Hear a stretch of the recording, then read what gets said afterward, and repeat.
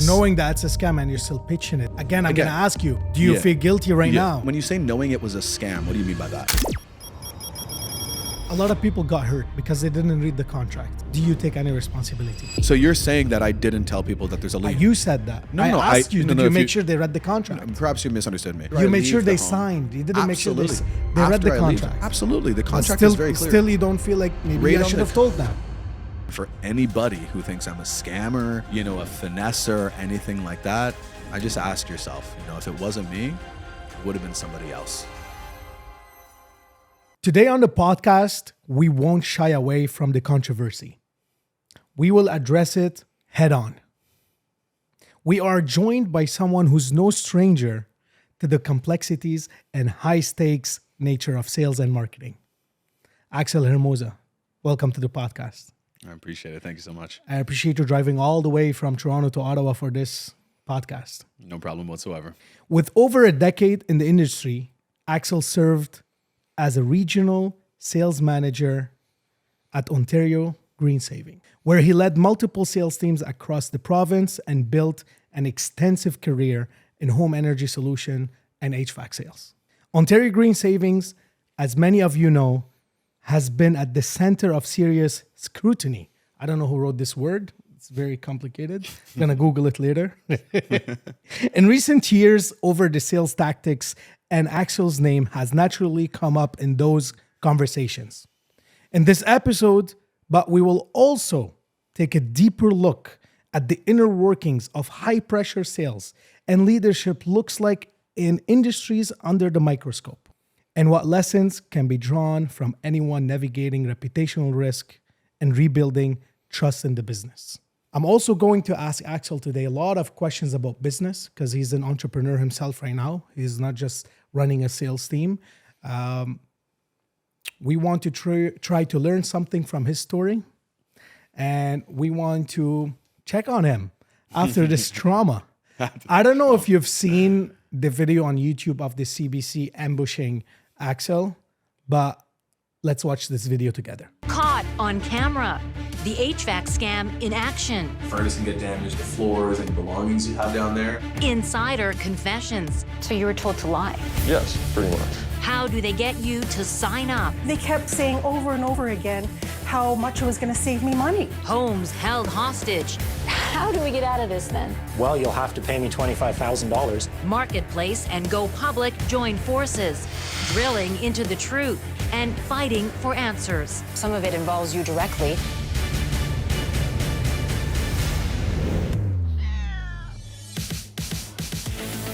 We are turning up the heat on home heating deals. Looks like a good angle. Rigging up hidden cameras to capture a sales pitch that promises big savings. See you. But leaves homeowners on the hook. Recording? Okay. Great. Locked into costly rental contracts for new HVAC equipment they don't really need. Joining us is our expert, Ron Muntz. Hey, Ron. Hi, how are you? Good. Welcome to our test house. Ron used to work in the industry and now teaches HVAC technology. He's agreed to look at our furnace, air conditioner, and water heater. Does any of it need replacing? Okay, here we are. Okay. So the first thing I'm going to do is I'm just going to have a quick look at the venting. Ron spends the next half hour cranking up the heat, turning on the water, and checking out the AC. What's the verdict, Ron? Do they need replacing? Everything looks pretty decent. I ran the furnace, I ran it through a cycle. So a few little things, nothing major, nothing needs to be replaced. How about the water heater? What if they say that needs replacing? Ask why. Because I ran it through a cycle, we ran the hot water till the burner came on, the burner lights up, everything's fine. Everything's fine. But what will we hear with our hidden cameras rolling? When this salesperson starts making his pitch. Hello. Hi, I'm great. How are you? Good. Many of you write us from across the country with warnings about all kinds of HVAC companies. What you sign up for is not what you're told. One of you sends this video after fending off an aggressive sales pitch, Leave my house. urging us to investigate. You need to calm Thank you. I'm very calm. I want you to get the out of my house. I'm here to help you. I don't need your help. He keeps pushing a heat pump she doesn't want and doesn't need. I want you to get ready to call the police if he doesn't leave. I'm in the middle of a workday, and now I feel this. I don't care if I qualify. I know, if you didn't. I'm happy with everything that I have, and you're still trying to sell me something. That's all you need. She kicks him out, but worries many others buy in.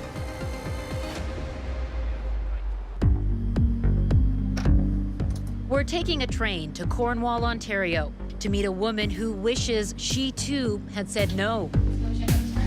A few months ago, Karen Norgard signs up to rent this furnace for the next 10 years. I was told that it was going to save me a lot on gas. But Karen hasn't seen those savings. I'm curious what else we can find out. What I'm looking for is see if we can find the serial number. What we know for sure, she's paying more than $12,000, including installation. So when you're ready, read it out to me. But how much is her furnace worth? It's a capital G, M-E. Here it is. This furnace is worth about $1,800. No way! No! $1,800? $1,800, and you're going to be paying more than $12,000 over the course of this contract. It makes me want to cry. I've been investigating HVAC scams for years. I didn't realize it was a contract. And across the industry, these rental contracts often cost thousands more than what the equipment and installation are worth. There are thousands of complaints about these kinds of contracts. One name that keeps coming up is Ontario Green Savings. Okay, so this is the company that we've been hearing about. That's who Karen Norgard signed up with and who we've called to our test house. Free in-home assessment registration. Ontario Green Savings is facing dozens of charges under Ontario's Consumer Protection Act, and so is its CEO. You're only as good as your results. Saeed Torbati makes motivational videos like this and calls himself a serial entrepreneur with a long list of businesses. Nobody really cares about your reasons or excuses. He and his companies stand accused of failure to provide refunds owed, failure to deliver a valid contract, and many charges of false and misleading practices. You talked a lot about cost savings. Have you seen any of those savings? No, I haven't. Back in Cornwall, Karen is told by Ontario Green Savings that she needs a new air conditioner because hers uses Freon. Not true. I went on the internet and said, okay, what do I have in here? The exact same coolant was in my old air conditioner that they were installing in my new air conditioner. And so no Freon? No. Karen manages to get out of that deal, but is stuck with the furnace she also signed up for. What was it about these conversations with the initial salesperson and the manager that convinced you to sign up? They kept saying over and over and over again how much it was going to save me money. You trusted him at this point? Of course I did, because I thought it was a government program. What gave you the impression that it was a government program? The name, first of all, Ontario Green Savings, sounds very much like it. They didn't say the government, but everything was implied that way. It was tailored like that. It was meant to be that way. Blake should know. I mean, I was telling them on the phone that it was a government program. He used to work for Ontario Green Savings in this Ottawa call center. You know, I believed it was a government program. Blake says he thought he was sending technicians to qualify people for government rebates. My job was to pre-qualify people on whether or not they were able to get these rebates based on the energy efficiency of their systems. But he soon suspects it's just a ploy to get salespeople in the door. Regardless of whatever sort of system they had, it could be like, you know, it could be a year old, it could be 20 years old, it didn't matter. They would tell you that you pre-qualified. It was a theater, basically. Theater complete with a script and answers to any consumer objections. This one was leaked to us by a call center employee working for Ontario Green Savings. Question: do I have to do this? Answer: well, the government raised the efficiency standards in 2020, so we have to make sure everyone is meeting the new standards. In truth, there are no new standards, and Ontario Green Savings wasn't authorized to enforce any. This former employee remembers the scripts well.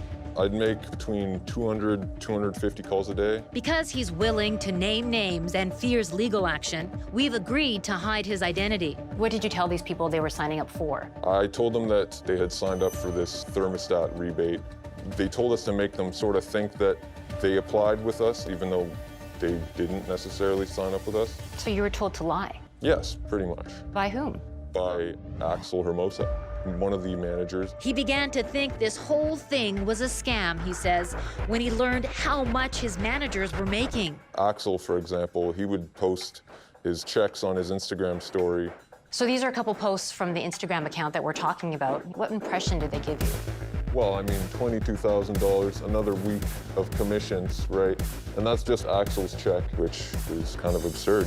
He's doing dishonest work and getting this much money out of it. I don't like that. Back at our test house, guess who shows up? Nice to meet you. I'm Axel, helping you out today. Your name is Axel? Axel, yeah. Cool name. It's the same guy our insider was talking about. Hop downstairs and see what we can do for you. Remember, Axel is here to assess equipment that our expert says is perfectly fine. So what's he gonna tell us? I listen upstairs as our producer, Katie, leads Axel down the basement. So it's an old live clean tank. So He spends less than a few minutes on his inspection, unlike the half hour our expert took. it's a good unit. It's a Prestige series. Axel says our furnace is fine, but zeroes in on the water tank and a sticker that says it's 10 years old. 2011, 10 years old. It's still on the rental. He wastes no time getting to the cell. If I could get you qualified to get it updated, it didn't cost you any money, that would obviously make sense for you. We go back upstairs to hear his pitch. It obviously looks like a no-brainer. Out of the blue, Axel tells us our water tank is in urgent need of replacement. It's ticketed, so you have to get it replaced within the next 6 days. What does that mean, ticketed? Ticketed, so like I'm a licensed contractor, so if anything happens, I'm liable. I've seen the tank. So I've informed you that your tank is 10 years old and it has to get replaced. Remember, just hours earlier, our expert tells us the water heater is fine. If someone comes in today and says, you need to replace this, what would you say? Ask why. Because I ran it through a cycle, everything's fine. But Axel says we have just 6 days to get a new tank, or else. Home insurance doesn't cover that. Really? Over 10 years, you're on your own for a water heater. In truth, he has no idea what our insurance says. And most companies we contact afterwards say water tanks are covered well over 10 years. Your furnace can get damaged, the floors, any belongings you have down there.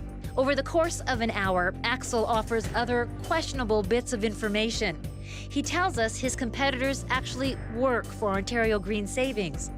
So Ontario Green Savings is an umbrella. All the companies register underneath us to pick up the installations. And he says by paying $50 a month more than what we're paying now, we'll actually save money. At the end of the day, you'll be up $20 a month. Really? Yeah, savings will cover your extra costs and you'll be up $20 a month. By the end, it becomes clear we're not going to sign on the spot. So Axel leaves us with some alarming advice. Just be careful, don't get too drunk and bump into the tank. They're fragile once they get old. So if you knock into it, it might just Burst? Yeah, honestly, seriously. Really? Not even my kid. Jeez. Yeah. We catch up with our HVAC expert, Ron Muntz, at Centennial College, where he teaches. I want to show you some video of a salesperson that came in and what he said about that exact same unit. Okay. Either way, I've seen the tank. It's ticketed, so you have to get it replaced within the next 6 days. So you heard him say that it's on its last legs. Is it fair for him to make that jump? No, it's not reasonable. The tank was operating fine, so it didn't need a new tank. Breaking out the drill to show you a whole new other side of this scam. And they came to the door and offered us a great deal on the Nest and the camera. And a secret buried in the fine print. The cold truth continues. What?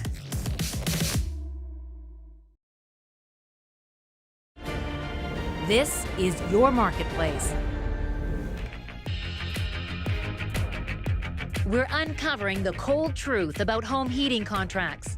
Your monthly payment will increase 3.5% every year. Homeowners like Karen Norgard sign up for savings but get surprises instead. So they're increasing the price even though the furnace is getting older every year.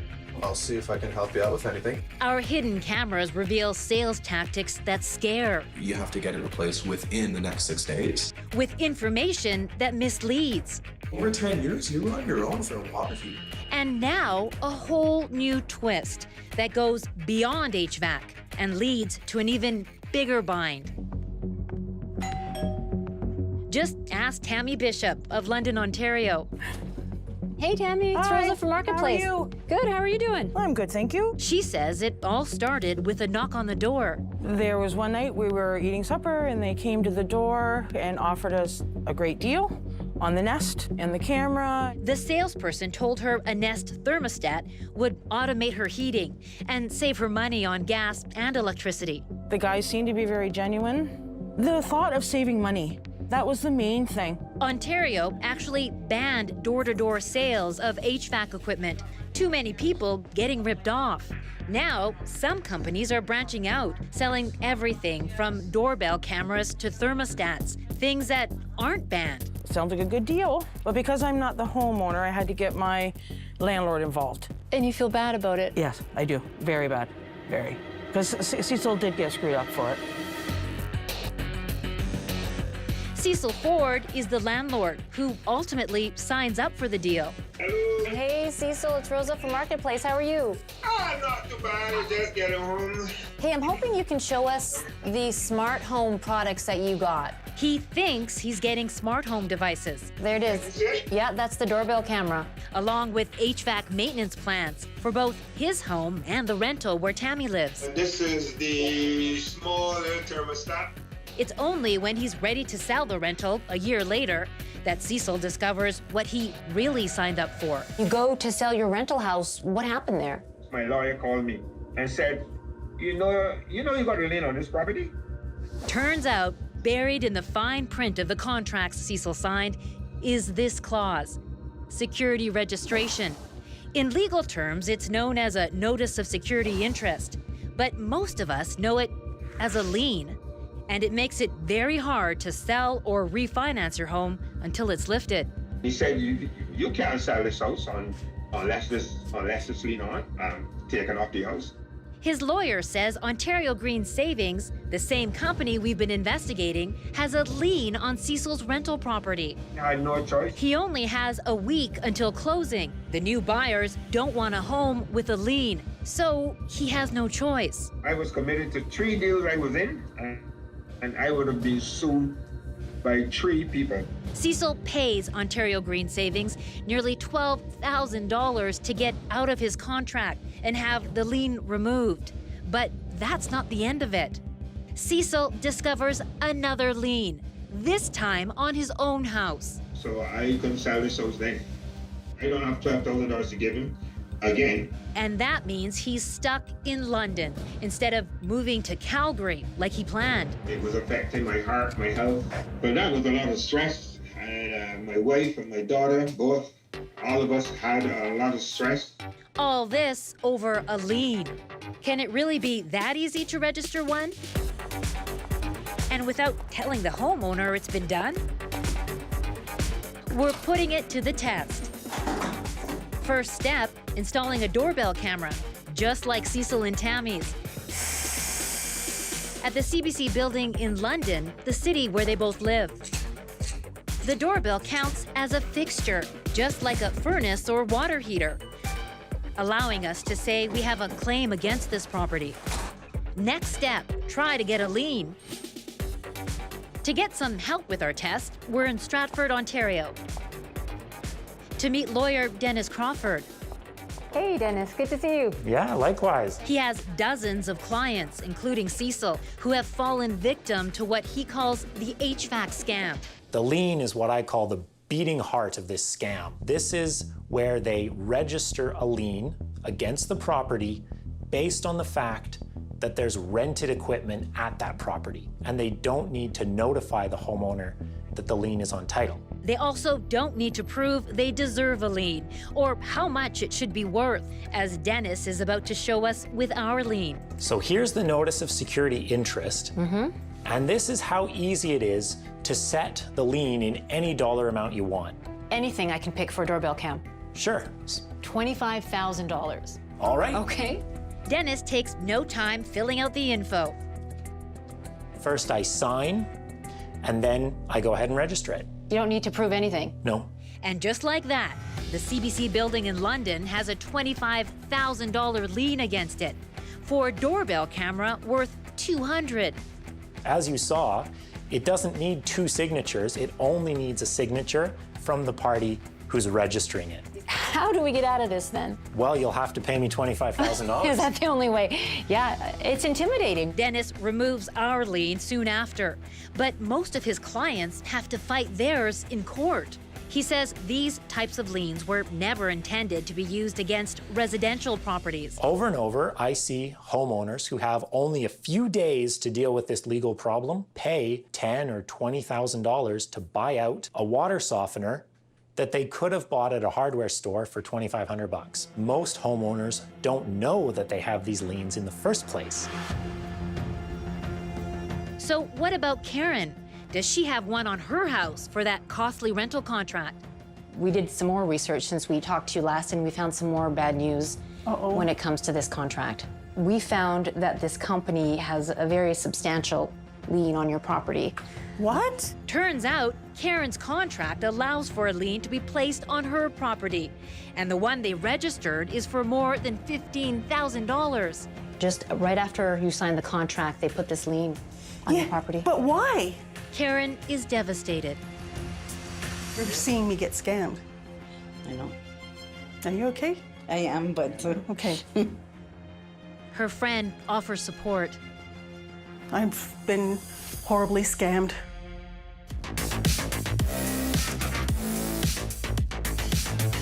Confronting the man behind the sales pitch. I've seen your guys' show, so assuming it'll probably put me in a bad situation. Don't sign up for anything until you watch your Marketplace. Get more Marketplace. Sign up for our weekly newsletter at cbc.ca/marketplace.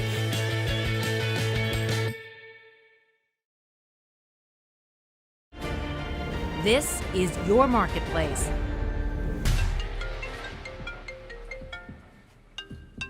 Hello, Rosa speaking. Hi, Rosa. This is Axel calling. You left me a message. Been calling me a few times. We're on the phone with Axel Hermosa, sales manager for Ontario Green Savings. We're working on a story about the HVAC industry in general, and Ontario Green Savings is part of that story. I'll see if I can help you out with anything. Axel is the salesperson our hidden cameras captured, telling us our working water heater had to be replaced. You have to get it replaced within the next 6 days. The guy who told employees to lie, according to an insider. So you were told to lie? Yes, pretty much. Some of the stuff we've uncovered, I think, is stuff that you'd be interested to hear about. Some of it involves you directly. Could we set up a time for an on-camera interview? No, I don't think it would be. I'd probably have to speak with the CEO in regards to that. That's CEO Saeed Torbati, who faces numerous charges under Ontario's Consumer Protection Act. I've seen your guys' show, so assuming it'll probably put me in a bad situation. 2,500 reviews that are available on Google, and seen the positive reviews for my name there. Is that what you're mentioning? Or are you speaking about maybe a couple unhappy customers? No, we absolutely want to put it all to you. But that interview never happens. And the company will only refer us to its lawyer, who says he's been advised that the allegations against Ontario Green Savings are unfounded. No one in the Ontario government will talk to us either about why they're not doing more to crack down on deals like Karen's and Cecil's.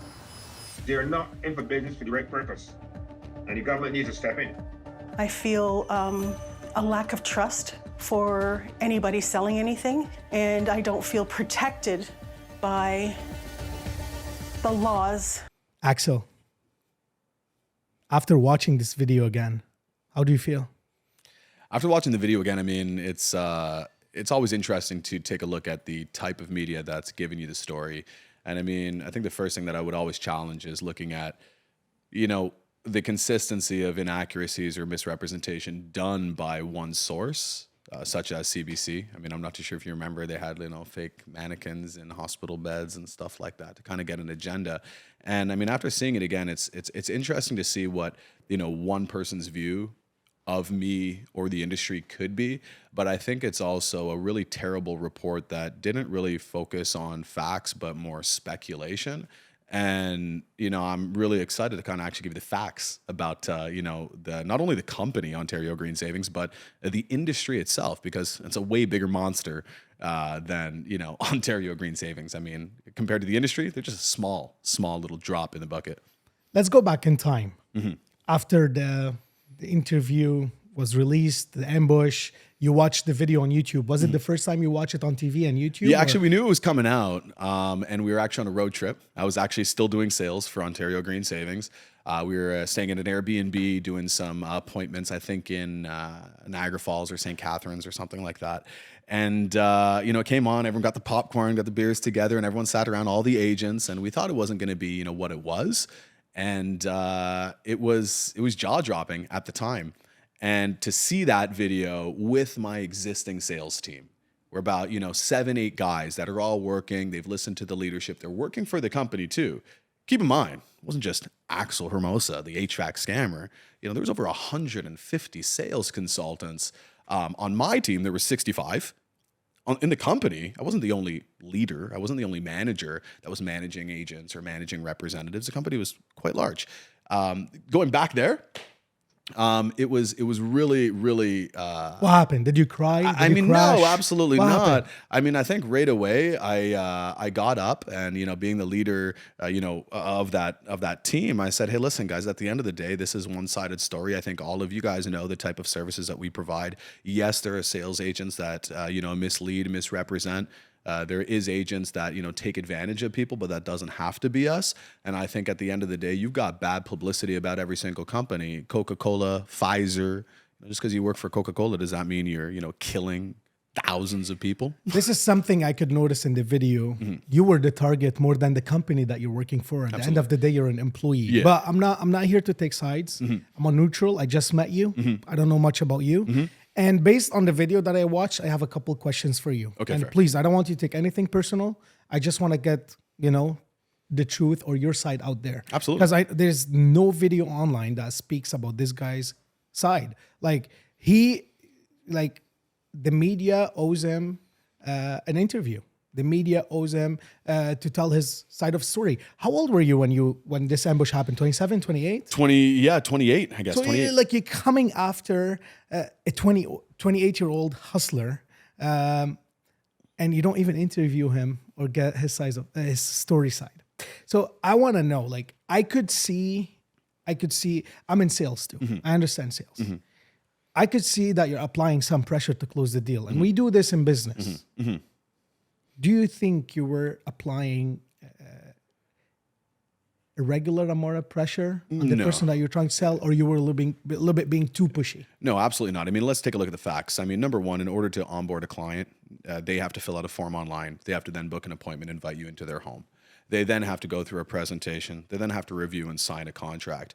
Now, because door-to-door was actually banned in the province of Ontario in 2018, you actually had to make sure that people invited you into the home for the service. You could not go door-to-door. So they booked a call with you. They booked a call with us. They booked a call with the company. The representative will show up. We go through a sales presentation and we evaluate the agent efficiency of their equipment. So the first thing is looking at, number one, what's the marketplace? It's heating, cooling, and water heating. This is an essential service. What happens in the middle of the winter here in Ottawa if your furnace breaks down? You're effed. You're effed, right? So what happens? You got to call somebody and they say, well, this furnace is 20 years old. You got to break out your checkbook for $6,500. Given the current economic, situation, do you think most people can afford $6,000 to $12,000 to purchase heating, cooling, and water heating? Especially not right now. Absolutely not. So whenever you look at the situation, we never had to grab someone's hand, make them sign the contract, kick the door down, install equipment, and say, ha ha ha, we got you, right? This is something that I call option closing. So people may say, hey, it's high pressure, but when it comes to sales, I've studied a lot of systems and processes. I've sat down with over 10,000 clients over the past 12 years in home services, and it's all about lowering their action threshold or increasing their pain threshold. And when you paint a picture or when you frame a situation like, hey, listen, you have two options right now. Your equipment is old, we know this. It's 20 years old, 15 years old, whatever it may be. It may break. In the situation that it does, what would you do? Right? It's an essential piece of equipment. So we have two options. Right now, we fork out the cash for $12,000 to purchase the equipment. Option B is you go on a rental plan. You pay per month, you spend no money out of your pocket, right? You get new equipment in your home, you have peace of mind. Whenever you pay towards it, in the next 10 years, you're going to own it, right? And then it becomes your equipment. Now, for people who don't have money, that's called a marketplace. You have prime, subprime, and so bad credit that you got to pay 29% interest to finance a car. But are we mad at the banks when they mortgage you a house for 30 years and a $675,000 mortgage turns into a $1.3 million expense double? Are we mad at people who have to finance cars for 7 years? This is a market. So a lot of the volume that I actually did was the purchase of equipment. And there's a certain amount of the market that had no other option, bad credit. And if their equipment broke down, they were stuck without heat. If you look at the product itself, it's not a scam. It's a furnace. It's an essential piece of equipment. How people decided to purchase was up to us to show and present. And how the client decided to choose was all in their hands. So high pressure? No.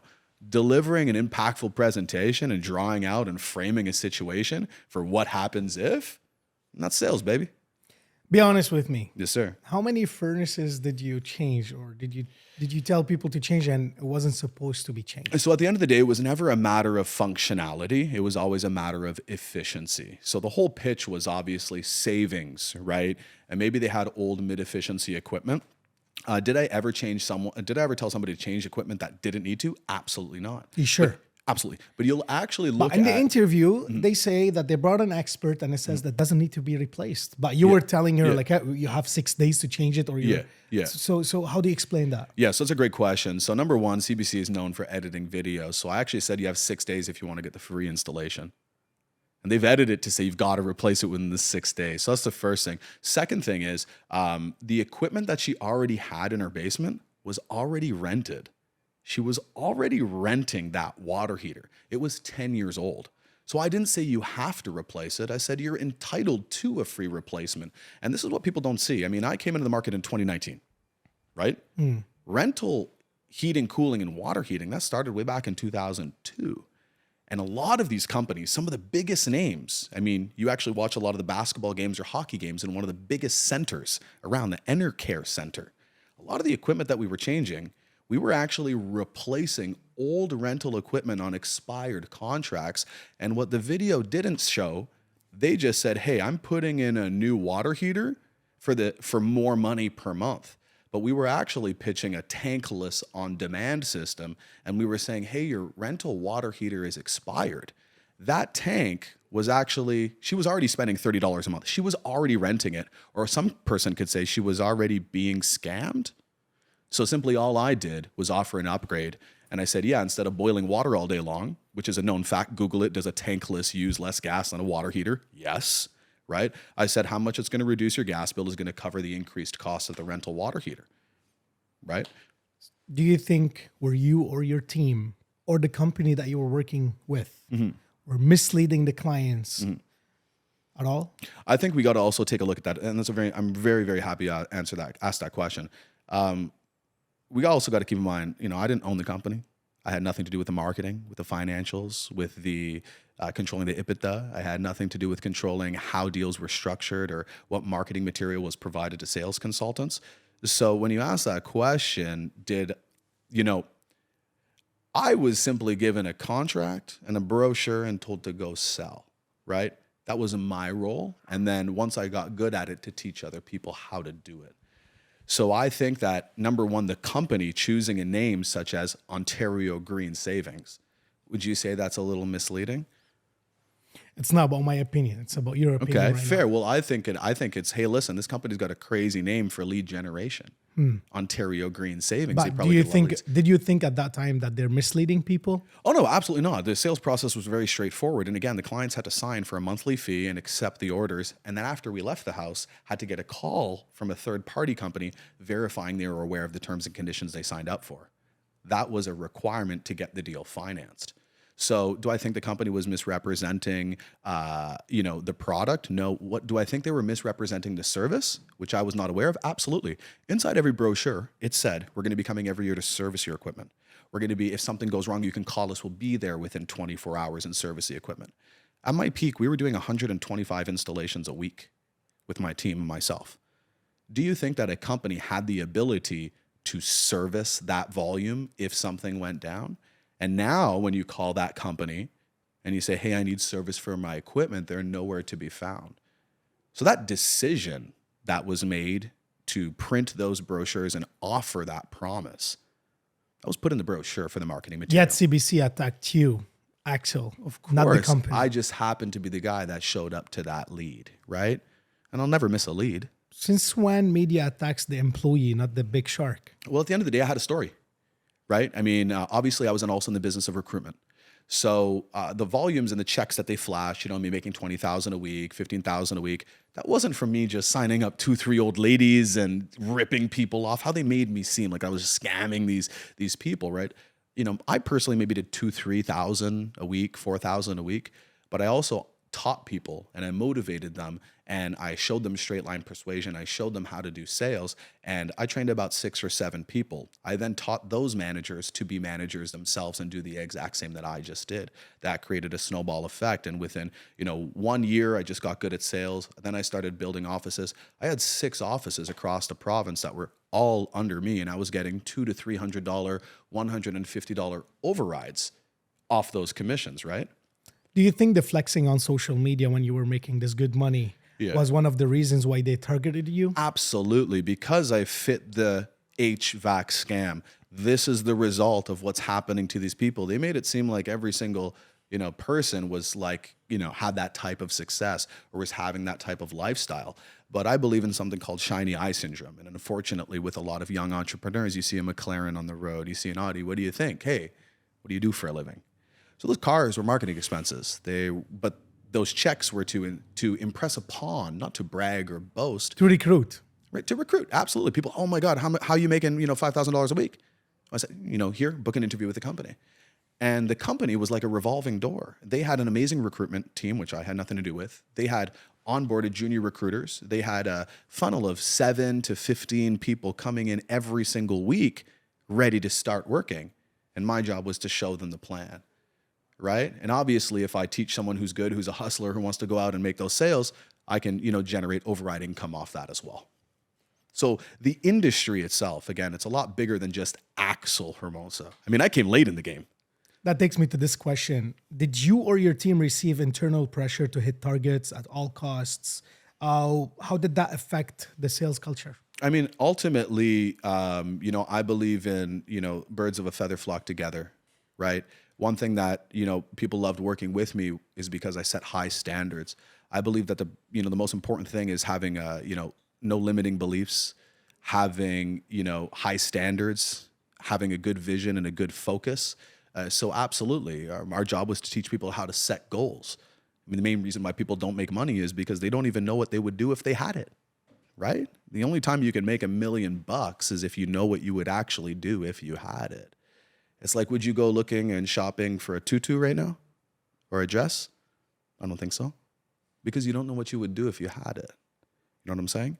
Mm-hmm. So I think that internal pressure from the company, no, but I think internal pressure to ensure that the people making sales were generating revenue, absolutely. Every morning we get people fired up and make sure they hit their targets and hit their quotas.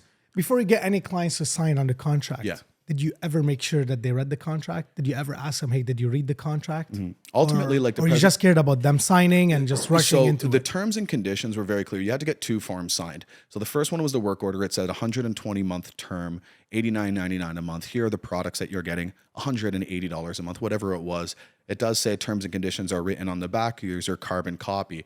On that carbon copy is the fine print with, registration of security interest, warranty, finance, blah, blah, blah, all the agreements. Once you sign that first cover, it says, I accept the terms and conditions. They sign the agreement. In your experience with every contract, does everybody read the fine print?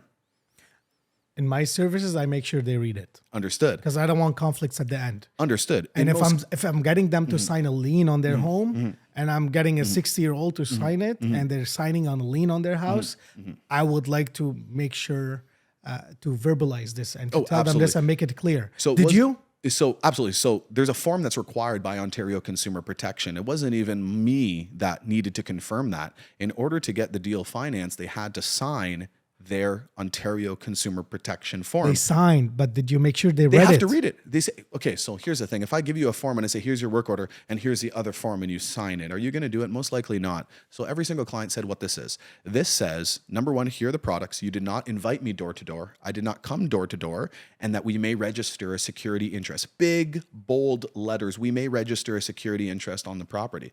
Now, people would say, are you registering a security interest on the property? I say, absolutely.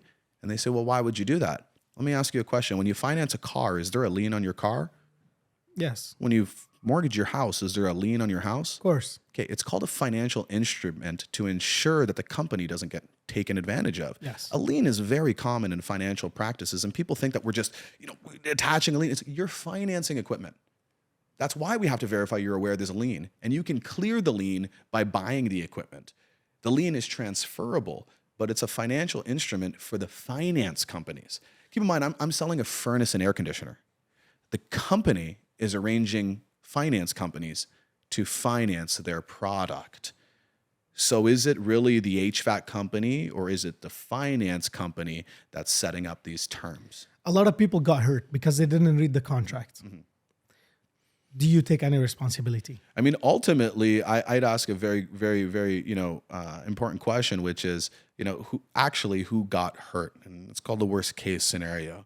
What has happened to these people who actually got hurt? Number one, most of them bought the equipment because they didn't have any means for finances. They actually have brand new heating and cooling equipment in their home. Is it more expensive? Yes, absolutely. They're spending more money. Could people have gotten a cheaper job? Absolutely. But if you look at the numbers, after 12,000 units installed, the largest amount of complaints is 101 complaints. 101 complaints that went over to Consumer Protection Ontario. And I think there's a couple dozen, about 24 or 25 legal action against the company. Against the company? Against the company. So the math on that. Was there any legal actions against you? Zero. Because you were the employee? Zero. No, because not one of the names on any of the files was me. I had 65 consultants. Me, myself, Did the company try to sue you? Absolutely not. No. No. So the thing is I had no legal action, and now they treat me like a criminal. I didn't get any fines from Consumer Protection Ontario. Who treats you like a criminal? Well, here's the thing. At the end of the day, there's a lot of things that are getting in the way right now. Now that my company that I'm currently operating in is going and securing financing, rounds of funding, we're trying to get finance from our clients. I'm attached to Ontario Green Savings. Right? You Google that name, Axel Hermosa, and I'm attached to every single decision that the owner of a company made. And an owner of a company that's known to make similar companies previously before I'd even known him. I mean, you can look at his previous companies, Canadian Safety Standards, Ontario Safety Standards, then Ontario Green Savings when I, met. So treated like a criminal, I mean, a large government program right now, provincial program. I've been blacklisted from, my company's been blacklisted from. And now my clients who want to do business with my company, because now that it's my company, it's a proper company, I'd be glad to get into what we actually do, after this.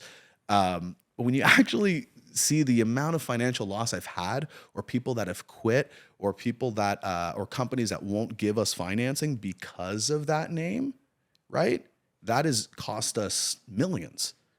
millions in relationships, partnerships, clients. So no one ever tried to sue you. The company that you were working for Never. didn't sue you. Never. I have my same phone number since the past 12 You live years. in Toronto and you have 819. My clients, the only thing that happened when CBC aired, I had 2 clients call me, Axel, we saw you on the news. They really made you look bad. Is everything okay? That's not what you told us.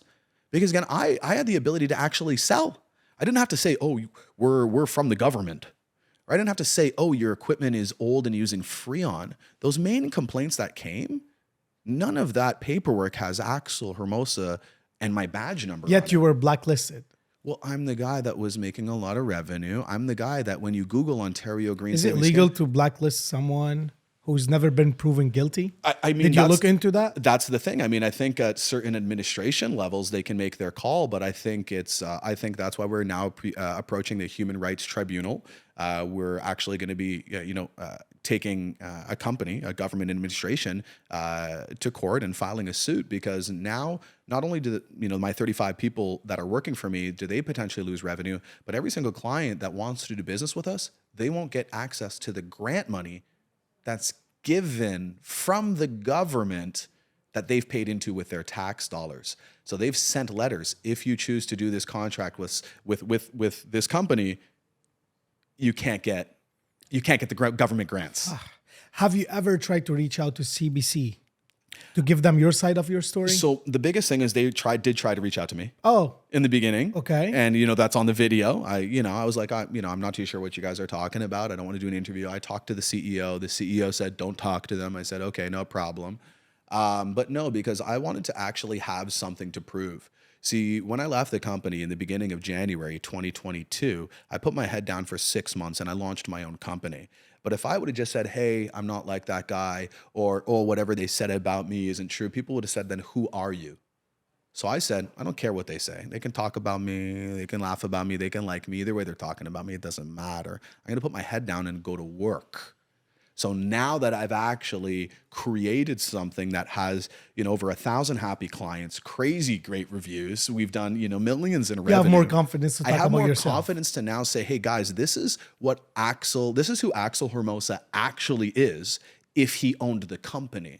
The big disconnect was I didn't own that company. I was in that company. Aside from your statement that they edited the video too much and the ambush too much, we can't blame CBC because they actually contacted you to get the side of your story. So you could have cleared your name if you would have taken the interview with CBC. What actually made you not take the interview? Were you like, they're going to intimidate me, they're going to ask me some questions, I'm going to slip? No, I mean, at the time, the owner of the company was a mentor of mine. At one point, I did look up to him. And the first thing was, So you were trying to protect him. Loyalty over royalty, right? So But why you're crying right now then? At the end of the day, I'm not crying at all. You're trying to sue. So that's You're just complaining that's hurting you financially. That's something new that's come to light, right? That's something new that's come to light. But again, maybe a part of why I'm here right now, right?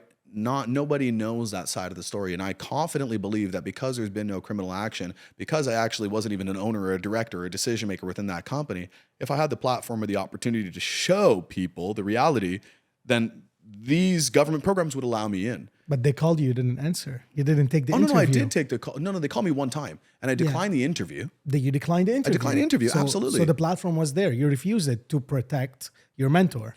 At the time, I think I refused it simply to get confirmation whether I should do it. But of course, I did look up to my mentor at the time. And of course, there's some serious allegations or people investigating, something. I'm not just going to, I ain't no rat, number one. But number two, I wanted to get the context on what could potentially happen, right? So yeah, I declined the interview simply because I thought there may be another opportunity later, and there never was. Did you try to reach out? No, at that point, again, 2 million views on YouTube, and you Google HVAC scam and a picture of this mug shows up. At that time, it was time to go to work and show people what I could really do. I gotta say something, man. Like something like this would crush a human being. For you to get back on your feet, start a company, do really well at it financially. I visited your office. You have a big team. You have a big office, and do good. I'm not siding with you. I need to do a lot more due diligence before I take sides. And I'm not here to take sides. Again, I'm here to put your voice out there and people can decide about, like, after this tragedy, you come back on your feet. I'm proud of you. And you have friends, and I know some of your friends. I don't know you very well, but like, I see you. I've been looking at your social media and everything. You're a liked person. You were at a bachelor party a couple of weeks ago, invited to a big wedding, and you were one of the groom's men of honor, I think. So like, definitely you are a good person. Definitely so many people see the good in you. And I really hope if you are innocent to other people see the good in you as well, because you're a young man, you're working, you're giving opportunities. And it's like, in Ontario especially, we need to look at young men who wants to hustle as opportunity creators, not as sharks. And I've personally experienced this. When you try to hustle too much in this province, you're looked at as a shark, as you're taking advantage of the little guys, not as a shark, not as an opportunity creator. So Understood. I gotta stop there and take it easy on you now and say good job for not actually going after playing the victim, doing drugs, doing bad things just because circumstances happen in life. But I gotta ask you a question now. Like, you really go to bed and you feel no guilt? No, absolutely not. No, zero. None. 0%. No, because come on, man. No, so I feel so. Okay, so listen. There's people on my team. Like, here's the thing. Let's say you worked for Pfizer. Let's say you work for a big corp. Let's say that big GM scandal where they forgot to do brakes or whatever, a bunch of people died, and you just happen to be a line worker on that manufacturing. There's companies that have taken advantage of people in the corporate world on higher levels that we could even ever imagine.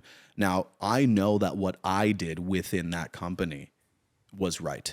I know that, the people that I've trained or those people that they trained, I mean, my team was like 6 levels deep. I mean, we had, regional manager, assistant office manager, team leader, energy management expert, energy management consultant, setter.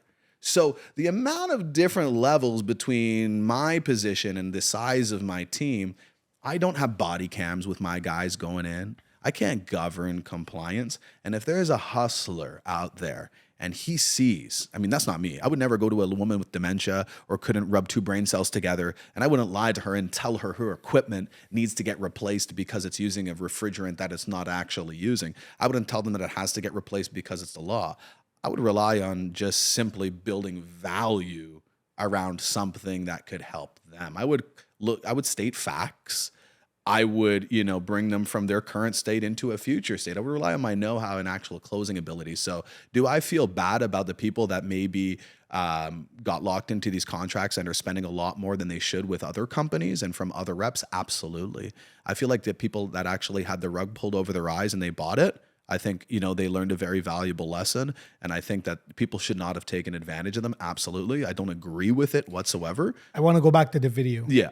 You said this furnace has to be changed. Yeah. The expert said it shouldn't be changed. Yeah. Forget about the 7 days and the edits. It was a water heater. So again, the expert tested the water, okay? That HVAC tech, number one, he did not explain that was a rental water tank on a contract. If the client owned that water tank, there'd be no reason to replace it. If you leased your car for 4 years and you brought your car back and they said, yeah, it's fine, take it, keep it, and keep paying the lease payment. You say, no, give me the new one. It's either you're very honest, you're very innocent, or you have very good answers all the time. No, this is the reality of things. I mean, it's not about me having very good answers to things. It's like, listen, they're leasing. The client was already leasing. They already had a rental, right? I'm coming in and saying it's 10 years old. It wasn't a matter of efficiency. I mean, it wasn't a matter of functionality. I didn't say this water tank, needs to get replaced right now. I said, listen, it's eligible for replacement. And then I did my whole presentation. And then after she didn't want to replace it. And it's funny because I'd given her every good reason to. And that's why I started getting suspicious. I'm like, this is such a good presentation right now. She should be buying this right now. What is going on? And that's why I made a couple stupid jokes. And I was like, oh yeah, don't get too drunk and, bump into your water tank. It might break. But the way that they blended it and slowed down and played the Jaws music and that was not the situation whatsoever. That was not the vibe. And that's the misrepresentation that media does every single day. If you go back to 2019, would you do it again? The same thing? What What advice would you give to yourself? I think I would have not listened. And that's the thing. I blindly trusted somebody who kept pushing the carrot further and further. So many times I said, hey, listen, we need to have different financial instruments to finance clients. Hey, we should be pushing more cash sales. But again, somebody who knows the marketplaces understands that the subprime market is where the amount of profits are made. In mortgages and in finance contracts and anything finance, subprime is really where a lot of money is made.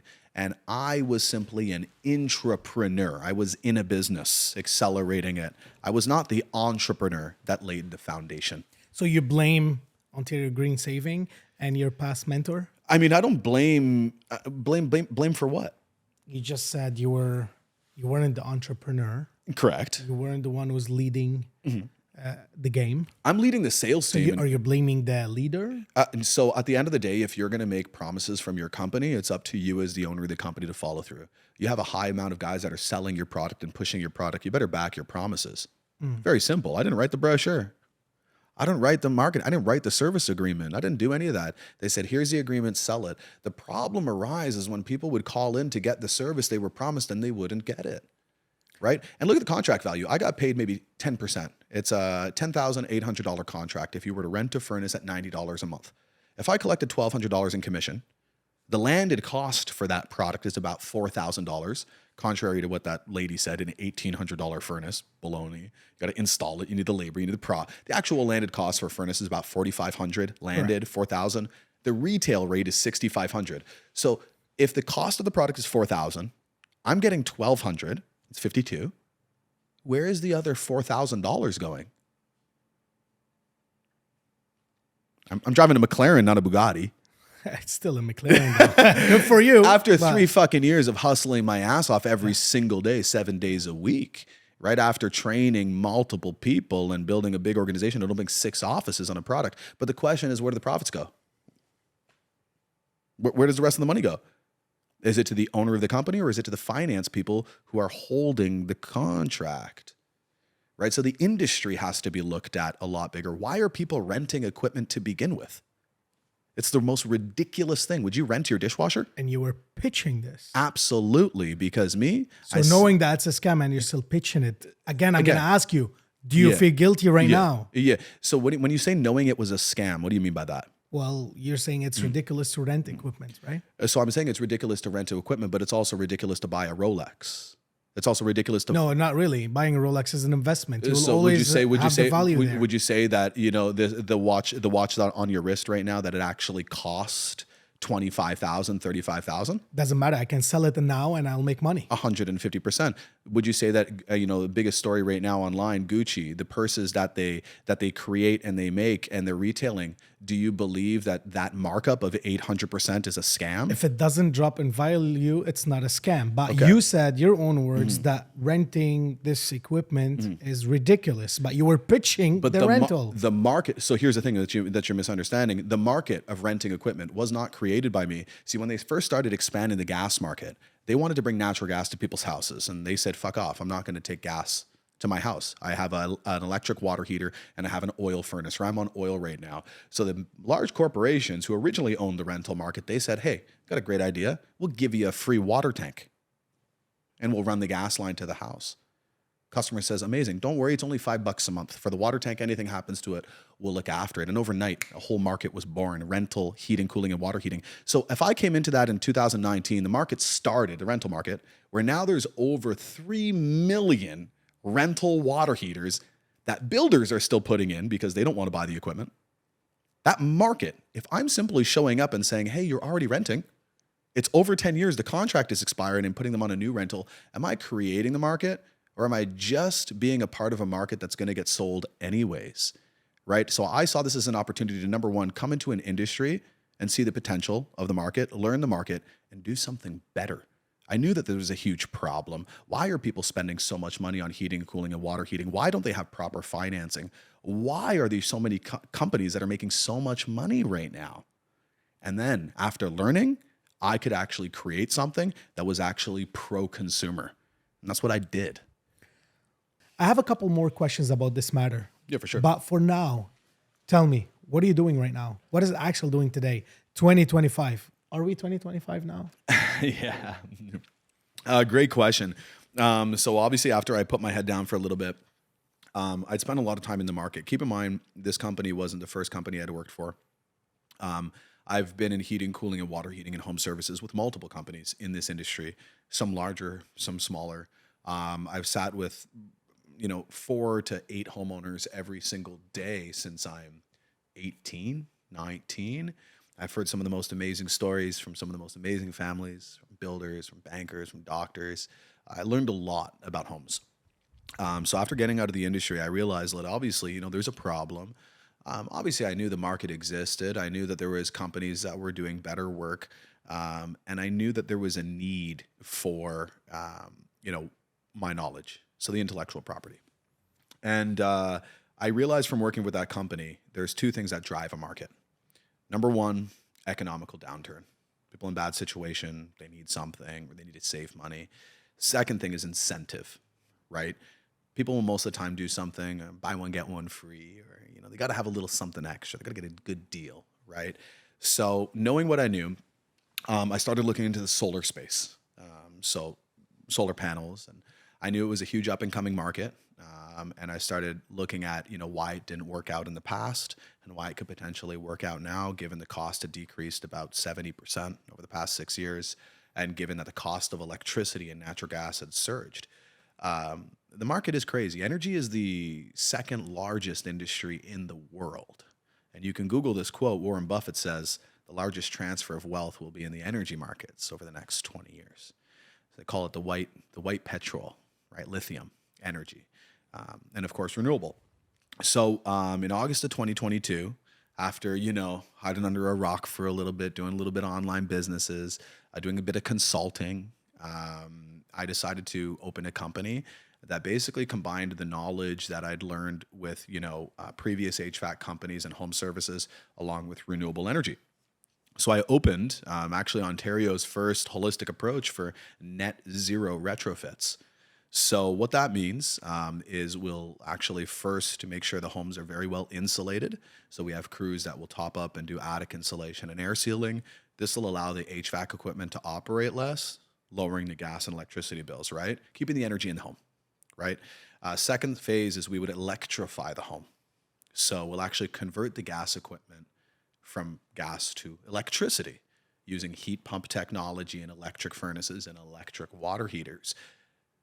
The big problem in markets is they're all pitching savings, but no matter how efficient the equipment is, the gas and hydro markets keep going up. This is why everyone said, I didn't save any money. I've had this furnace in my house for 2 years now and my bills haven't changed, but they haven't gone up.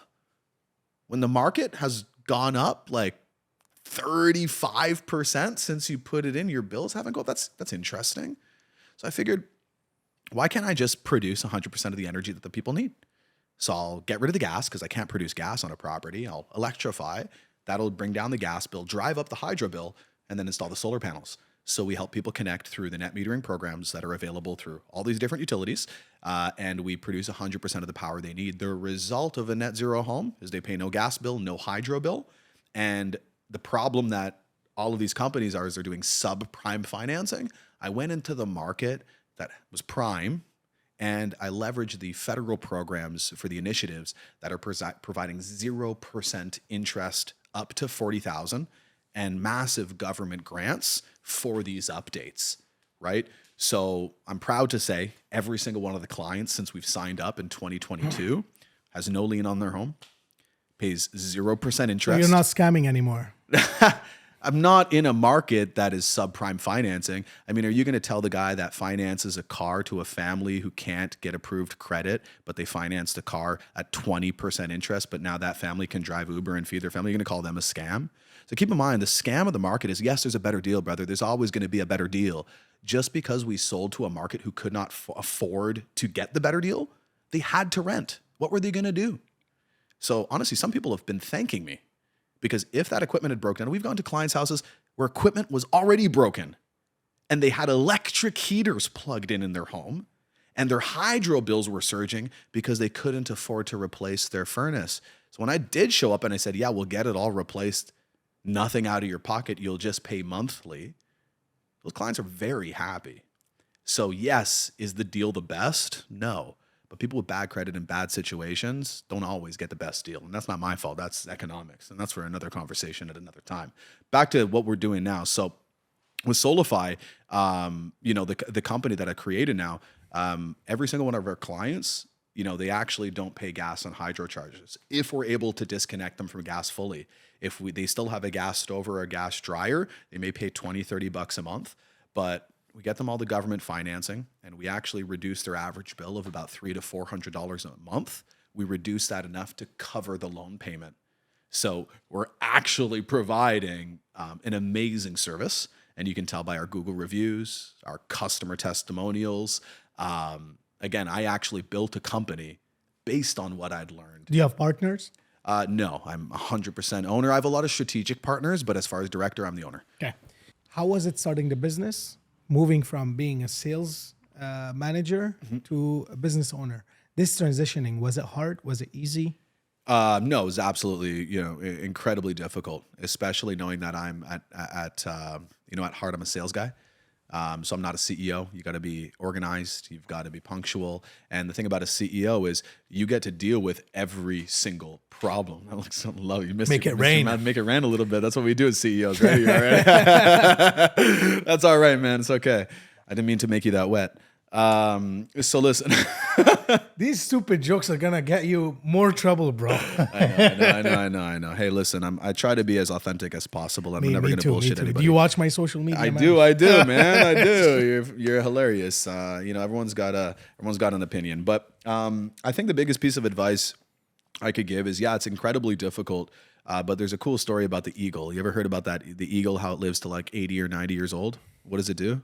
Then they have to take take out their own feathers. They have to smash their beak against a rock to be able to survive. Be able to survive. And I think at the end of the day, when you get to that point where everything is stacked against you, where things aren't going right, where you're at the biggest point of stress in your life, where you have no money in your bank account, I think my biggest piece of advice is to let you know that that's exactly where you're supposed to be. And everything you want is on the other side of that emotion, right? You're like a lobster. You can't get into that next shell until you crack through the existing one. So I think that's what I would let people know is it difficult? Yes, but anything that's worth it is difficult. What are the top 3 skills that you had to develop to be able to become an entrepreneur? Oh, okay. So number 1, I live on. I'll give you 4. Because these are the only 4 things you need to know. Usually when I ask this question, the answer is depends. So I love that you have 4. Give them to me. So shout out to my boy Jordan Belfort. He tells you, that there's the outer game of success and there's the inner game of success. So what you're asking is the outer game, the actual learned skills that you can develop. Number 1 is sales and negotiation. You need to be based on a system of selling, not based on the goal of selling somebody. And I found it better, instead of looking at selling people, I looked at helping people. Okay. So sales and negotiation, I would recommend a couple books like Gap Selling. Amazing book. It helps your client, understand their current state and move them into the future state. How to loop effectively, how to increase pain thresholds, lower action thresholds, how to gain immediate control, how to speak properly, how to have open body language. I mean, the profession of sales and negotiation and tonality is so important. Which is you are a master of. Yeah, I studied it, right? Yeah. It's like the first time do you play an instrument? No. No, have you ever picked up an instrument? No. Never, not once? No, that's gay, bro. Man, that is absolutely not. No, instrument music is one of the most amazing things in life. But listen, if you pick up the guitar the first time, it probably sounds like shit, right? That's really gay. It's really bad. Stop, man. I brought my acoustic. I was going to play a song for you after. You did give me some hints. Okay. Like, gay, whatever. I'm not, man. It's not a problem. Lots of my friends are gays. It's not a bad thing. It's fine. You're talking too much shit right now. Listen. So sales and negotiation, again, if you don't know tonality, it's like an instrument. Your voice is an instrument. You need to know how to, use upwards and downwards inflections. This book, what's the next one? I don't have the whole day. Right to the point. Second thing I would say is, so after sales and negotiation, you need to learn marketing. Whether you're going to outsource it or not, a marketer will make more money than a salesperson every single day. You need to learn marketing. Don't ask what social media platform. Ask when do I post on all of them. There's no keys to it. It's just consistency and controlling the narrative. Money flows where attention goes. The person that gets the most attention gets the most dough. It's a very simple. The third thing would be MSI. So multiple streams of income. You need to know how to put your money to work. As an entrepreneur, that skill set is very important. But what people won't tell you is don't ever freaking invest into anything other than yourself until you have at least $100,000. I don't care if you got 100% gain. You know how rare that is, number one, on your little shit coin? Great, you turn 10K into 20K. You need to at least have a solid amount of money to get some passive income, like real estate or, a solid investment that'll give you a nice return. The fourth one, I'll save for everybody else when they join my masterclass. No, you gotta say it now. No, absolutely not. Come on, man. I canceled half of the fucking day for you. You wanted 3. I gave you 3. That's it. You can on the next one. That's a good one. I'll tell you what the fourth one is. That's a good one. Deal. So how long did it take you to turn the company profitable? Company was profitable. I'd probably say within 3 months. Oh wow. Yeah. And how long were you alone with no employees? In the beginning, I was with 2 guys. I wasn't alone. The idea, obviously, in the industry, but actually, out of my 65 consultants from the previous company, only 2 guys from all of them ended up staying and working with the company, because when I left, there was room for promotions. Right, so they all stayed. Actually, only 2 guys came and worked with me, and with those 2 guys, we just did the same actual growth strategy that the company I'd worked in did. So, have you ever heard of plateau and how to overcome a plateau? Great question. I think that you can't overcome a plateau yourself. I think if you're plateaued, you're in a room and you're the smartest person. I think you need to get yourself around other circumstances and realizing that if you're at a plateau, just don't have a big fucking ego, and get help. You can only go as high as you can go. And you're only going to get to those next levels if you surround yourself with those people who've been higher. So be coachable. And just know that you're plateaued, and know that you can't figure it out, because if you would have, you wouldn't be plateaued. You only plateau when you're the guy or the person who has the answers, not the questions. Great statement. Absolutely. Yeah. What is an advice would you give to young individuals out there that they're stuck? They want to get out of the cage.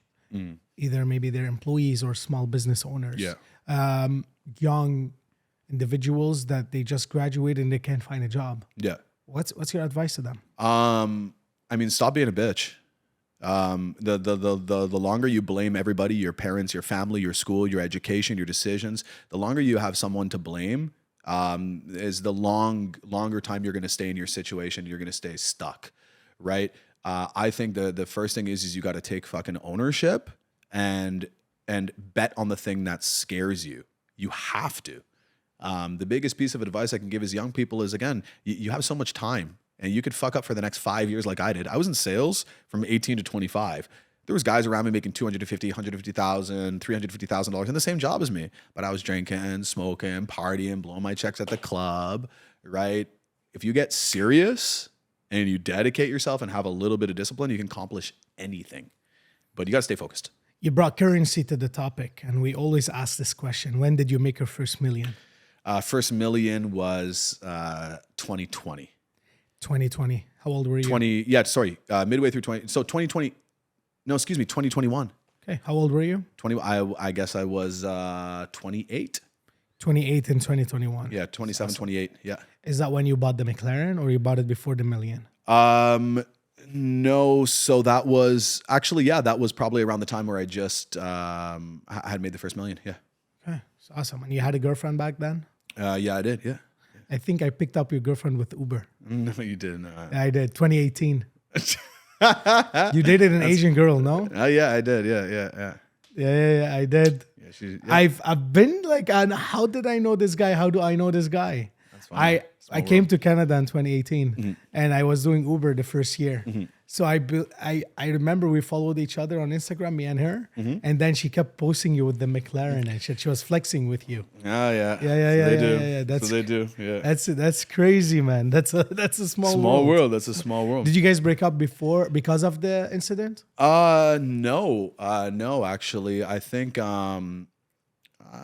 she was very around supportive. when this She was thing around. happened? Yeah, she was very supportive about the situation. I mean, I think obviously she knew who I was, and anybody who knows who I was called and reached out and was like, "Yo, what was that?" So she was very supportive about the situation at the time. We broke up for other reasons. Okay. Yeah. I'm not gonna get this. Don't worry about it. I don't like talking about relationships. It's not that type anyway. of podcast. Yeah, no. I don't like that either. But like that's very funny. I had a Mitsubishi Lancer back in the day. Oh no way. It was very funny, man. So your advice to the young people: just stop being a bitch. It's not just stop being a bitch. It's like that little inner voice that you have in your head, right? That's telling you not to do something. Or it's like a great recommendation: study Bob Proctor and the terror barrier. Right? It's the moment that you have that new idea that comes in that challenges your existing paradigm and challenges your existing programming, and and it puts you into this weird vibe. People call it anxiety, right? Anxiety is the exact same thing as fucking excitement. People say, "Oh, I'm so anxious." It's like, that's your body telling you you're in the right place, but you just need to think of it differently, right? I don't believe in depression and anxiety and all that stuff. So I think the biggest thing is listen, like, you are going to fucking fail. The first time you spoke, it sounded like you didn't speak English. Like, you need to understand there's 4 levels of learning, right? And you've got to go through them. So when I say don't be a bitch, it's not to be like harsh. It's just like, bet on yourself a little bit more that you can actually accomplish the thing that you do. Like, I mean, I'm not that smart, right? After I got my PhD, that was the end of my education. What? I know what's gonna be your answer. When did you get PhD? My public high school diploma. There you go. Yeah. That's it. That was it for me. Like, you don't have to be the smartest person. You have to Brad be. is laughing over You have there. to be at the right place at the right time with the right people, and you've got to just bet on yourself. Everybody around you is not where you want. Are you hiring right now? Do you have Absolutely. opportunities for young people out We there? always have opportunities. What positions? We're always hiring the right people. Well, if you actually go on Forbes, do you know Forbes? Yes. You type in the top paying jobs in 2025. Number 1 is physician. Number 2 is solar advisor. So we always have the opportunity for the right people, but you have to be ambitious. You have to be coachable, and you have to understand that you are going to fail and fail and fail and fail again, and then you'll succeed. What's coming next for you? So what's coming next will probably lining up the company. We have a few people evaluating us right now for an acquisition. So ideally, what's coming next is we want to ride the wave. I want to continue to use the same methods that I did for somebody else, for myself and my company. We want to expand the company. We've just opened up, a virtual office in BC. So we're looking to deploy physically there now. And we're working on international projects. So what's next is just scaling the company, driving revenue, try to finding some ways that we can get a higher cap increase, so a higher multiple based on creating, passive income streams or protection plans or service plans or just future income for the company, and then get ready to sell in 2032. That's the goal. Do you currently have an active mentor or coach? That's what I love about YouTube. Yeah. But none of them know that they're my mentor. But I watch a lot of stuff online. I chose 3 people to follow. Who are they? Number 1 was Jordan Belfort. Okay, if you look at his story, he wasn't just a crazy stock scammer. His tenacity and his tonality and his ability to sell garbage to some of the biggest firms in the world. Obviously, you got to be great at persuading. So I studied him to learn skill set. Second was Bob Proctor. Bob Proctor, again, amazing for understanding, your self-image, who you are, how to control. I confidently believe you and I and everybody, you're God's highest form of creation, and you can have anything you want. I confidently believe that. And I think enough people need to learn how to start reprogramming their paradigms. And thirdly, people laugh at it, but Grant Cardone, surprisingly, the guy's loud and obnoxious. He's a hustler. You see yourself in him? Loud and obnoxious? No, I see that his mentality of love me or hate me, you're still talking about me, right? He's still built. Do you think he's a scammer? I think as sales coaching, I bought it for $17,000. Abso-fucking-lutely.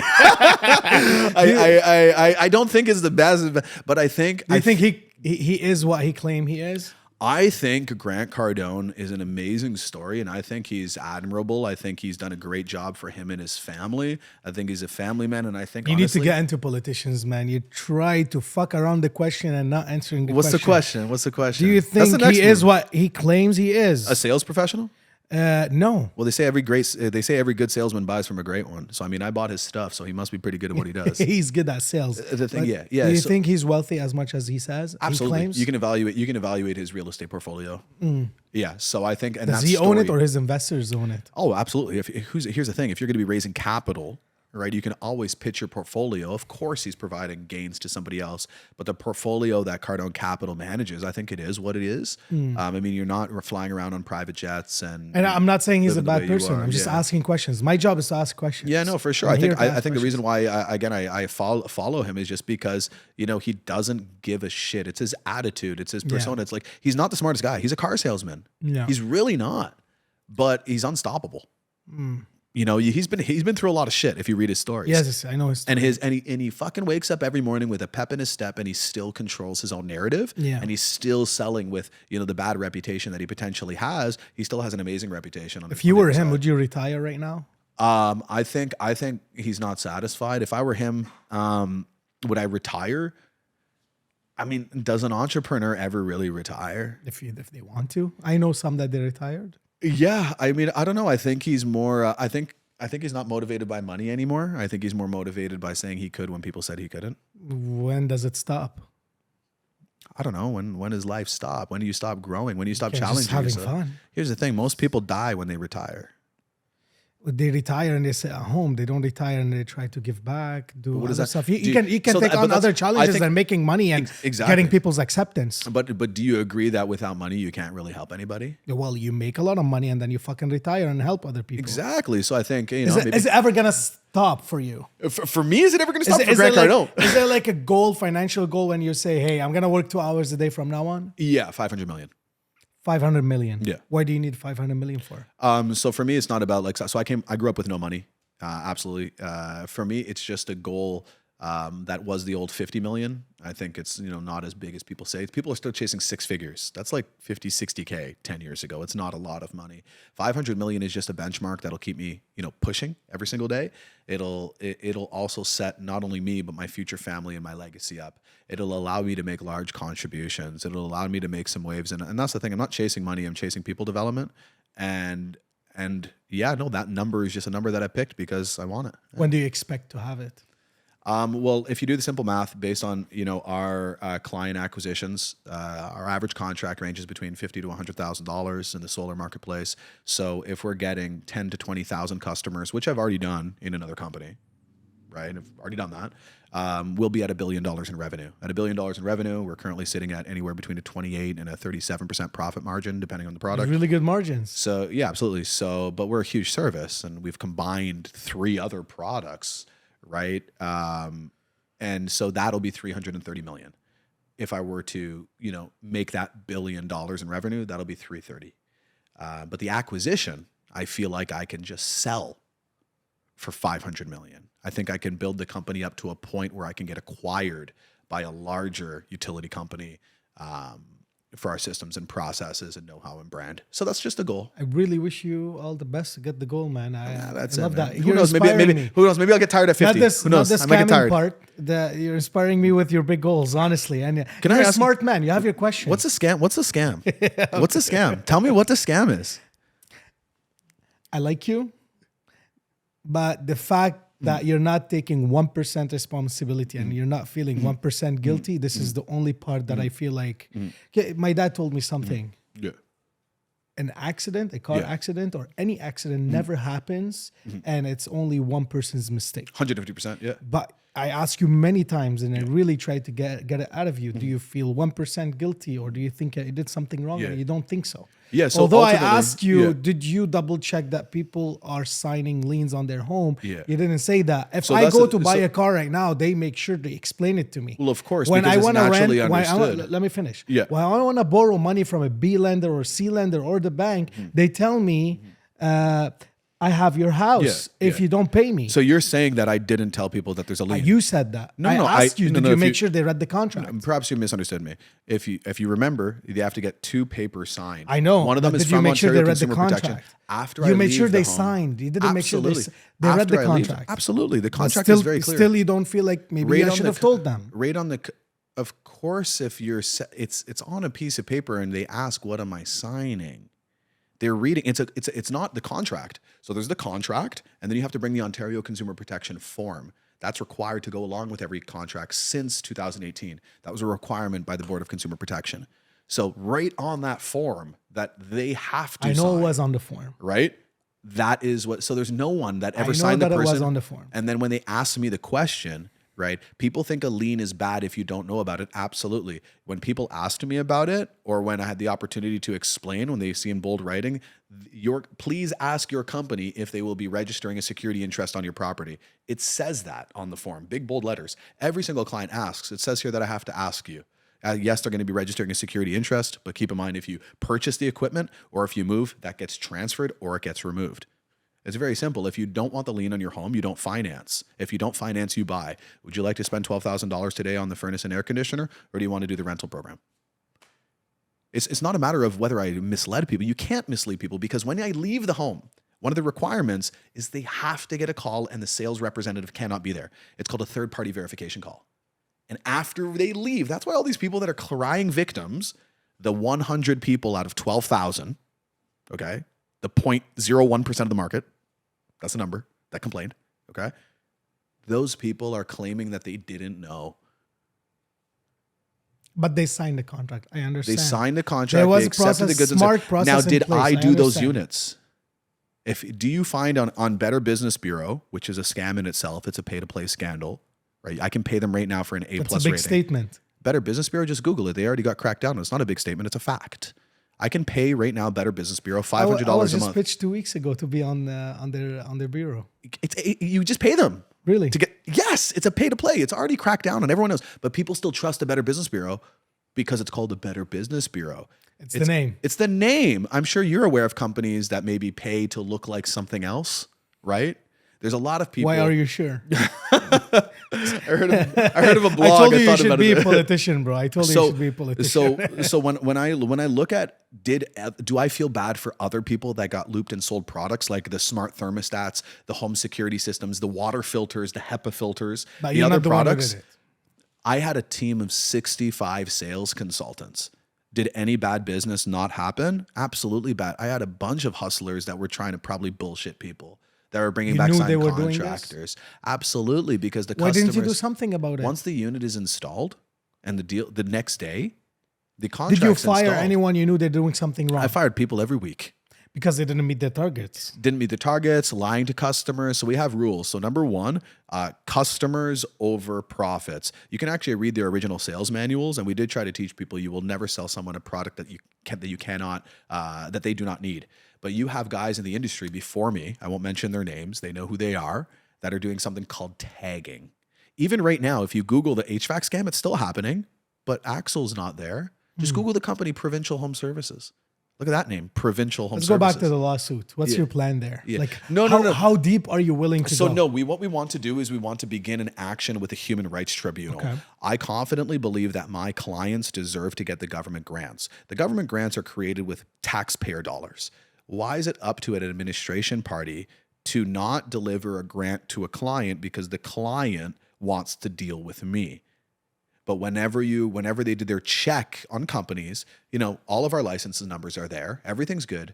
But because Solify, the name of my company, is now affiliated with the name Axel, that was a part of a company that was on the news, that isn't even the biggest company, that CBC has no idea whether the industry, if you want to learn about this industry, I would be more than happy to talk. Ontario Green Savings is a little smudge on the real shit that's happening with much larger companies than you could even imagine. All the gangsters are running the game, huh? The largest, again, it's the second largest industry in the world is energy. Definitely all the gangsters running the game.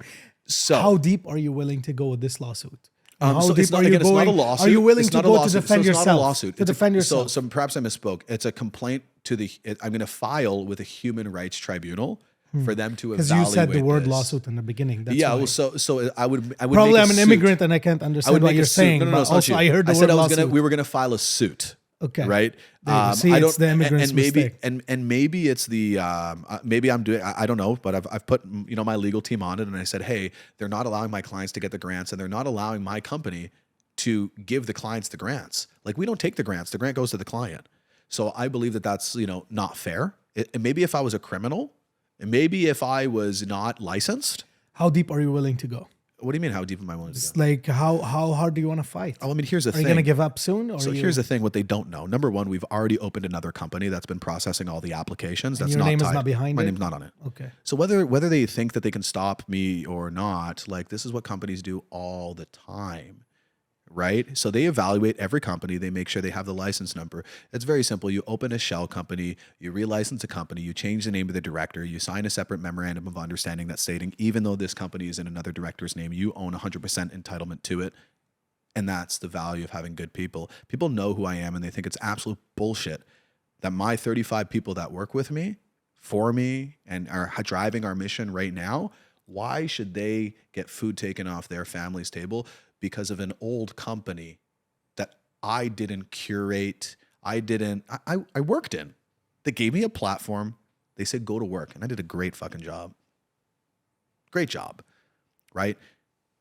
Why should my clients have to not get grants? That's unfair. That is not fair. It's Even not if you fair. did something wrong, they shouldn't pay for it. They shouldn't pay. If they want to do But a it's service like they're with telling me, them, don't work with this guy. they're saying, yeah, I mean, that's fair. That's fair for them to say, hey, look at the company. Yeah. Verify that they have licensing. Forcing them not to get But grants. for us not to be allowed to be part of city programs or provincial programs, that's not fair. I'm licensed. We're licensed and certified electricians. We have our TSSA license. All of our technicians are employed. We have all of our necessary insurances. And we're the only company that's not using third-party financing, putting fucking security interests on people's homes. Yet they're still going to fund the companies that are putting liens on home, that are renting equipment. That's fucked up.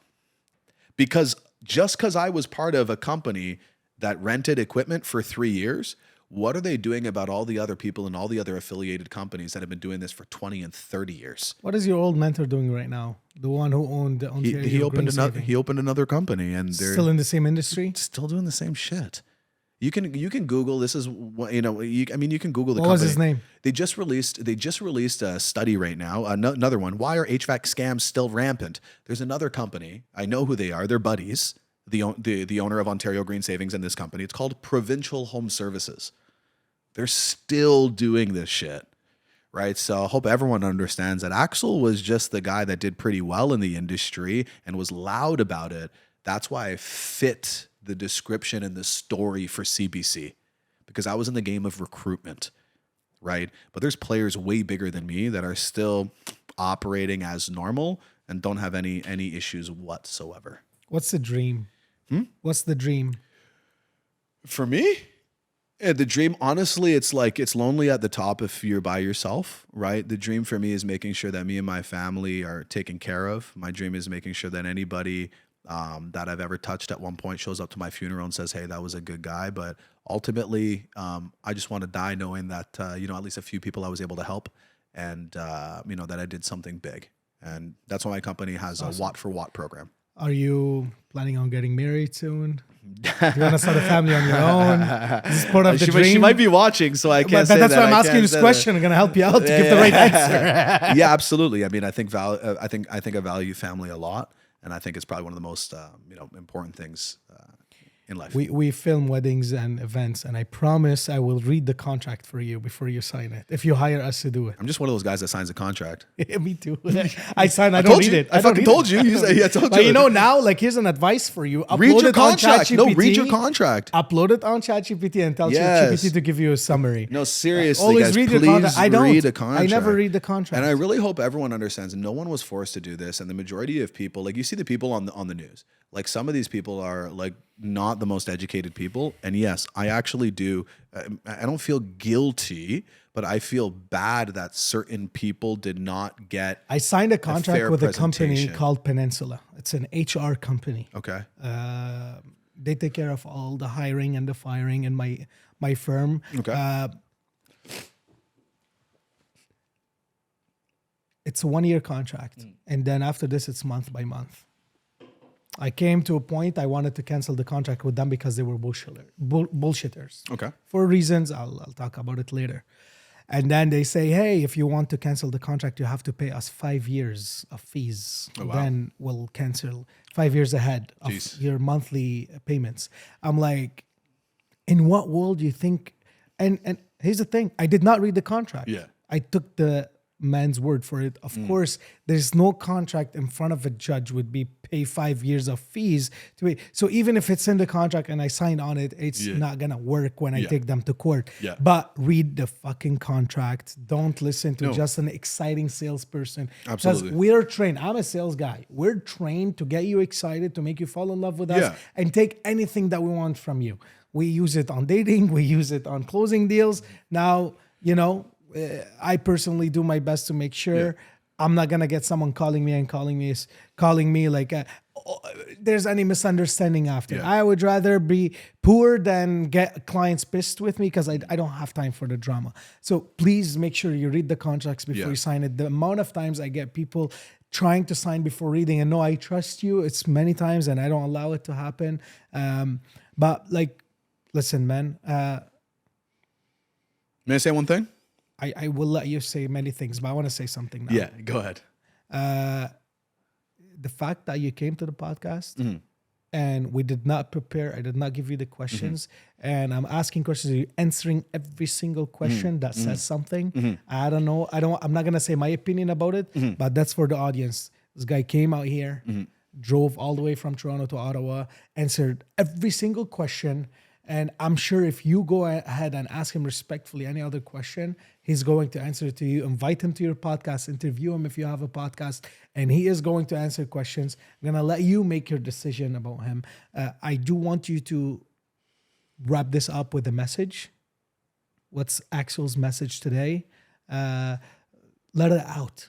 Probably I know that you've been silent for years. Yeah. Let it out Yeah. right now. Yeah. That's I don't care what kind of trouble I'm gonna get into with the news, with whatever. I'm in. Yeah. I'm ready. Bring it on. So just let it out. And if you have any question also. Yeah, I mean, I'll the try first to thing answer. is, the main thing is everyone always, said, oh, well, are you going to take accountability? You're going to take accountability. You can take accountability. The fact of the matter is, absolutely. And one of the things I did want to, bring up the time that I did ever talk about this was, listen, if any of my clients, that I've signed up directly that for some reason, felt that they were misled, misrepresented to, or any clients that have been, maybe misled or misrepresented by people on my sales team or people that were a part of other rental companies, because there's a whole bunch of them. And there's not just one, right? Any single person who is having difficulties with their heating, cooling, and water heating contract, I invite them to get in touch with me directly. My legal team will help them, right? And also, any issues that they have, there is many things that people don't know. One of the biggest laws just passed and nobody knows about it. They talk about the liens. Before, you could not remove liens without buying out equipment. There's a new way to have the teeth removed from all of these liens. And I'm more than happy to walk people through how to get this done. How about writing a blog about it and just publish it? I mean, that's more than possible. Absolutely. Maybe I can get your help doing that. But right now, that's my one thing is, if anyone actually feels that they didn't get the honest option to purchase that equipment, which I know they did, which I know you did. I asked everybody, do you want to purchase it? It's a way better deal, right? But did you purchase your house cash? No, you mortgaged Stop it. defending yourself. Okay? That's great that you're standing up and you're saying, I'm ready to help you. So number Keep one, it at that. number one, you had the option. You chose to rent. You know, at the end of the day, I hope the equipment is still working. I own a full service company right now. So if the company isn't servicing you, I'll service you for free. Okay. We have many trucks on the road. And if he doesn't, then you call him. And if I don't, you call me, give him a call, and he'll call you bullshit. And ultimately, I really hope that, you know, everyone actually has the opportunity to take a look at what I've done now, learning from working under and with people that are operating in an industry that needs to stop. And that's my biggest goal, is to make sure that people no longer have to rent or finance equipment at aggressive finance charges. And it hasn't been until the government has actually created this large fund right now with millions of dollars that you can actually get access to renovate your home with 0% interest. And most of these companies are too impatient to actually get you this funding, but we will. My company holds your hand every step of the way. We go through all the necessary Natural Resources Canada energy audits and processes and loan applications before you pay us a dime. We get you the funding, and we also help you get rid of your gas and hydro bills. And for anybody who thinks I'm a scammer or, you know, a finesser or anything like that, I just ask yourself, you know, if it wasn't me, it would have been somebody else. You know, I came into the game late, and I recognized an opportunity to use it as a vehicle. I had two options, right? Get out of the industry, not make any money, try to do something then, or leverage the industry, make a ton of money. And once you have that seed capital, which is the most important, invest it into something that's good. And I know that the people that I did make, you know, a 10% commission off of, small little $1,200, you know, company again made a lot more money than I did off these deals. But I know all that money that I did make is going towards something that's going to pay dividends for other families and other people and do a lot more positive than the situation that CBC is claiming is this massive epidemic, right? I know what I'm doing is going to give a lot more positivity to this world, and you can thank me later. That's about awesome. it. Go, man. Thank you, man. I appreciate you coming. Appreciate it. Thank you so much for having me. Keep up what you do. And, you know, I really hope you can continue this podcast. I mean, because you're providing a lot of value to people who need it. And I think you're a tremendous coach. And I think you should definitely keep it up, man. You're doing great things. Hopefully they don't shut me off now because of you. Yeah, that's it. You're blacklisted now. You're blacklisted now. And man, whatever they want to bring on, bring it on. I'm here. That's it. If you don't have any other question, we're ready to wrap up. No, that's it, man. Awesome.